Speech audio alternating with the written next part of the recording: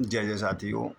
सोहम गुरसगुरुवे नमः, सोहम गुरसगुरुवे नमः, सोहम गुरसगुरुवे नमः। सर्वे भवन्तु सुखिनः, सर्वे सन्तु निरामयाः, सर्वे भद्राणि पश्यन्तु मा कश्चित् दुर्भाग् भवेत्। साथियों, कैसे हैं आप? आशा करते हैं आप बेहतरीन होंगे, अच्छी तरह से होंगे। तो साथियों, आज मैं आपको एक ऐसा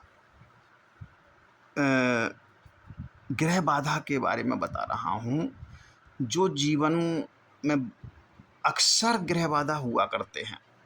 और जब ग्रह बाधाओं के कारण जो समस्याएं आती हैं, हम समझ नहीं पाते हैं। क्या होता है, हम समझते हैं कि हमें तंत्र बाधा है, या किसी ने कुछ कर दिया है, या हमारी लक्ष्मी को बांध दिया है किसी ने। इस तरीके से हम सोचते रहते हैं और इन्हीं के पीछे भागते हुए अनेक तांत्रिकों, गुणी लोगों के पास, जानकार लोगों के पास हम जाते हैं और हज़ारों रुपया खर्च कर देते हैं। कुछ लोग तो लाखों रुपया भी कर देते हैं, लेकिन लाभ ज़ीरो ही रहता है। क्यों? कि कुछ है ही नहीं। केवल ग्रह बाधाओं के कारण हम परेशान हो रहे हैं।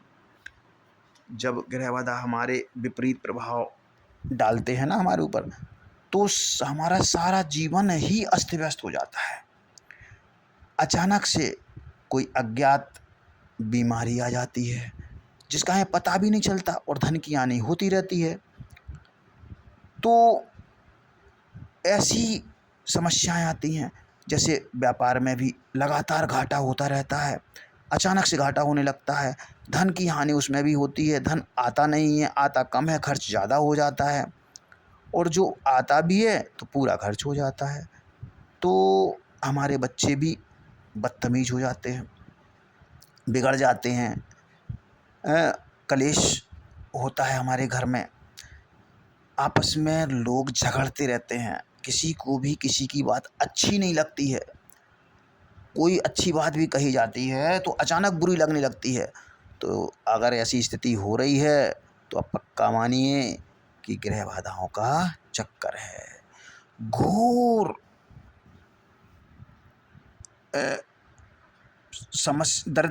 घोर दरिद्रता से हम जूझने लगते हैं। तब भी आप मानिए कि यह ग्रह बाधाओं का ही चक्कर है।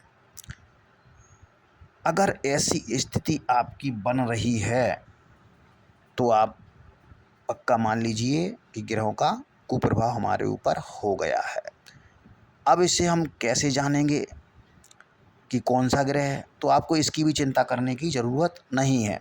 ग्रह कोई भी हो, सारे ग्रहों का हम एक ही उपाय आपको बता देते हैं, जिससे सारी समस्याएं आपकी चुटकियों में दूर हो जाएंगी। तो उपाय क्या है? उपाय सुन लीजिए पहले। देखिए, आक लिख लीजिए। कुछ सामान चाहिए पड़ता है, तो क्या क्या लाना है हमको? आक, जिसे मदार भी कहते हैं, तो आक और धतूरा, अपामार्ग जिसे ओंगा या चिड़चिटा भी कहते हैं, दूधी, वरगद, पीपल, इनकी तो जड़ें चाहिए हमको। इनकी आप जड़ें ले आएँ, किसी भी दिन ला सकते हैं इनकी जड़ें।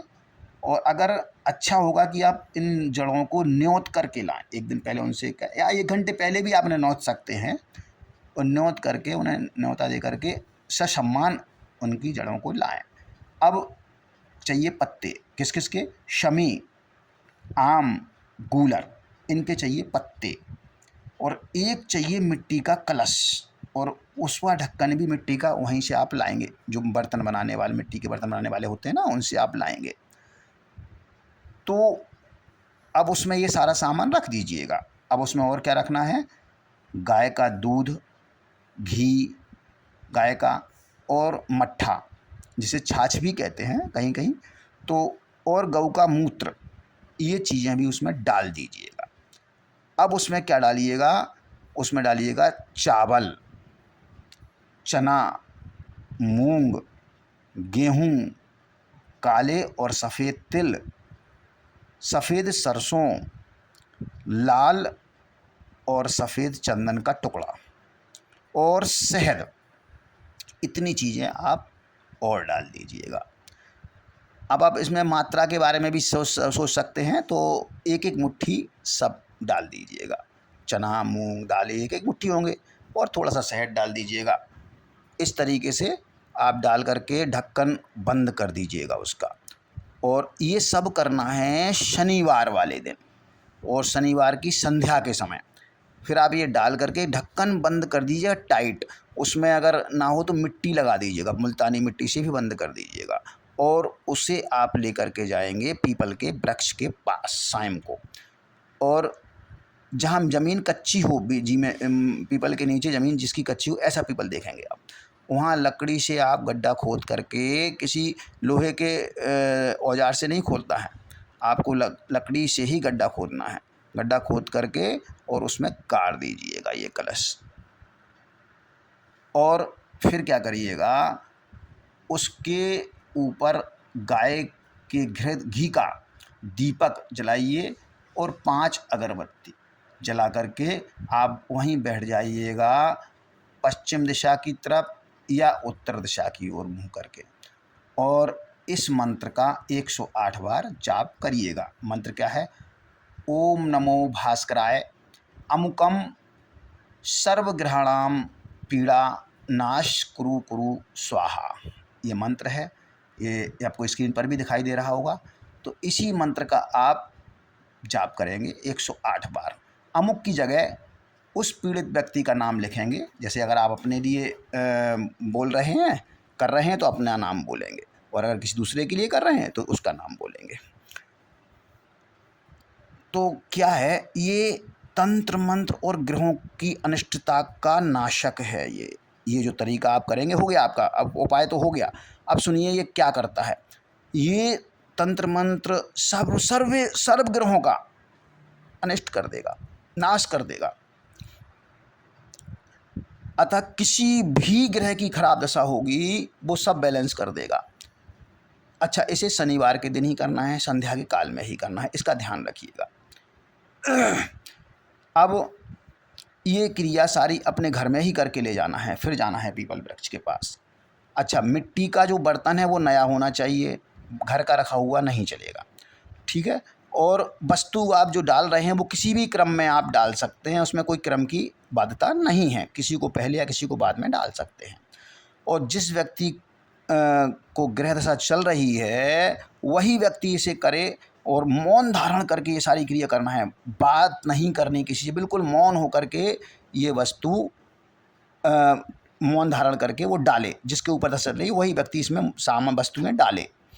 और ढक्कन ढाकने के पश्चात फिर कभी उसको दोबारा ना खोले, यानी खोल नहीं, ये तो ढाँक दिया फिर देख लिया, बार बार नहीं खोलना ढक्कन को। एक बार ढक दिया फिर उसको खोलना नहीं है, सीधा उसको गाड़ना ही है ले जा करके, ये ध्यान रखना है। और वृक्ष की जड़ों को इकट्ठा करते समय भी जड़ें हाथ से ही तोड़ें या लकड़ी से तोड़ें या कांच के किसी औजार से तोड़ें, इसे आप लोहे के उससे औजार से नहीं तोड़ेंगे, ये भी ध्यान रखें, ठीक है। और ये सारी क्रिया गोपनीय रखें। और मालूम आपको, इस क्रिया से समस्त ग्रहों का उपद्रव आपका नष्ट हो जाएगा, महादरिद्रता का भी नाश हो जाएगा, रोगों का भी, आपको रोग कष्ट असफलता जो भी होंगी वो सब दूर हो जाएंगे। जब तक जीवित रहोगे तब तक कोई भी ग्रह आपको पीड़ा नहीं दे सकता है, ये दावा है और एक गारंटेड क्रिया है, इसको करिएगा। ये सात्विक क्रिया है, बड़ी प्यारी और बहुत अच्छी क्रिया है। नहीं तो ग्रहों की बाधा के लिए तो आदमी लाखों रुपए खर्च करते रहते हैं, यहाँ वहाँ भटकते हैं, लेकिन फिर भी ग्रह शांत नहीं हो पाते हैं। ये स्वयं आप कर सकते हैं, घरेलू प्रक्रिया है, आप इसे करिएगा और इसका लाभ उठाइएगा। अगर ये मेरी क्रिया अच्छी लगी हो तो कृपया लाइक ज़रूर कर दें। मैंने अपनी जानकारीवश सारी नियम और वो बता दिए हैं। अगर कहीं कोई त्रुटि रह गई हो तो कृपया आप कमेंट में मुझसे पूछ सकते हैं।